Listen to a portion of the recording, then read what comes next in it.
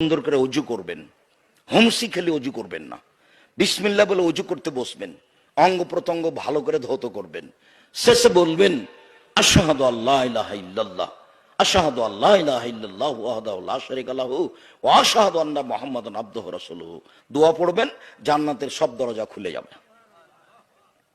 আল্লাহুম্মা জাল্লি মিনাত তাওয়াবিন ওয়া জাল্লি মিনাল মুতাতাহহিরিন, এই দোয়া পড়বেন, নেকি হবে। কি নেকি হবে তা রাসূল সাল্লাল্লাহু আলাইহি ওয়াসাল্লাম বলেননি। তবে আমরা মসজিদে এই দোয়াই মুখস্থ করেছি।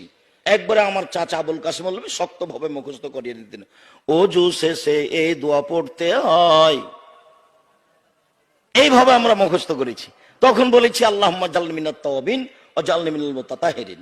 অথচ বুখারী মুসলিমের হাদিস, আল্লাহর নবী বলছেন, কেউ যদি ওযু শেষে আশহাদু আল্লা ইলাহা ইল্লাল্লাহু ওয়াহদাহু লা শারীকা লাহু ওয়া আশহাদু আন্না মুহাম্মাদান আবদুহু ওয়া রাসূলুহু বলে, তাহলে জান্নাতের সব দরজা খোলা।